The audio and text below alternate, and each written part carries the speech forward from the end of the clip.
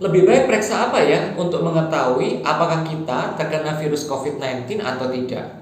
Apakah pemeriksaan rapid, atau pemeriksaan serologi, atau pemeriksaan IgG IgM, atau pemeriksaan anti SARS-CoV-2, atau swab, atau apa? Bingung juga ya. Jangan khawatir, di video kita kali ini kita akan membahas pemeriksaan-pemeriksaan untuk virus COVID-19.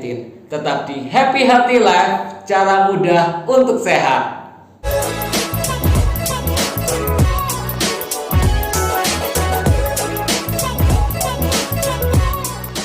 Sebelum terjadi pandemi COVID, 80% diagnosa dokter didasarkan dari anamnesa dan pemeriksaan fisik, dan 20% selanjutnya didapatkan dari pemeriksaan penunjang atau pemeriksaan tambahan seperti laboratorium, foto, atau pemeriksaan penunjang lainnya.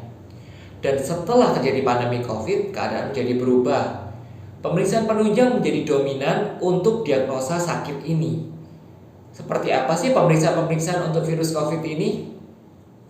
Mungkin kalian bertanya-tanya, mengapa pemeriksaan COVID-19 ini begitu banyak dan variatif? Mungkin karena istilah-istilah yang dipakai atau merek-merek dagang dari alat pemeriksaan COVID-19 ini. Namun, sampai saat ini pada dasarnya ada 3 jenis pemeriksaan untuk COVID-19 ini. Pertama adalah pemeriksaan rapid IgG IgM anti SARS-CoV-2.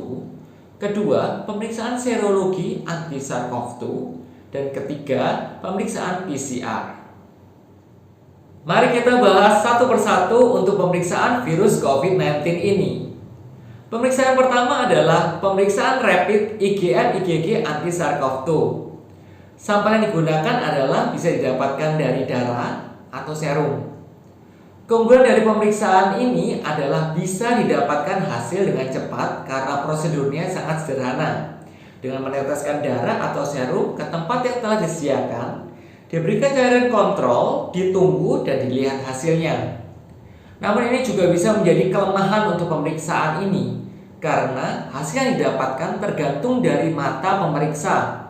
Apabila mata pemeriksa bermasalah, maka keakurasian hasil juga dipertanyakan.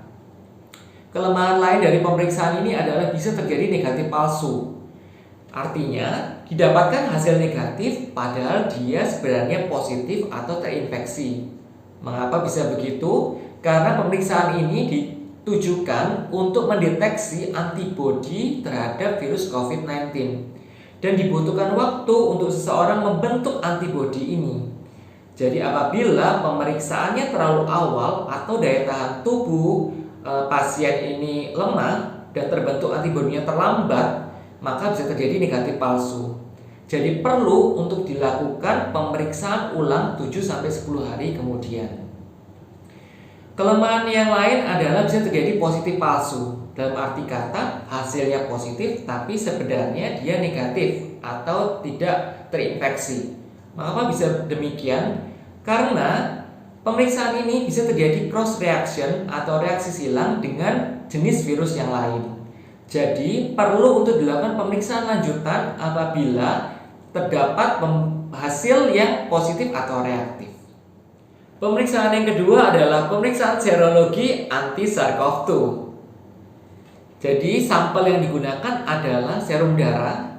Kelebihan dari pemeriksaan ini waktu hasil relatif cepat meskipun tidak secepat dari pemeriksaan rapid karena masih ada prosedur-prosedur yang harus dilakukan. Kelebihan yang lain adalah tidak terjadi positif palsu untuk pemeriksaan ini karena pemeriksaan serologi anti SARS-CoV-2 khusus untuk mendeteksi antibodi terhadap SARS-CoV-2 atau virus penyebab COVID-19.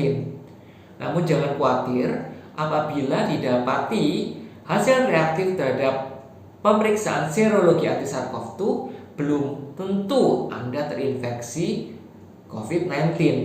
Harus ada konfirmasi untuk pemeriksaan lanjutan.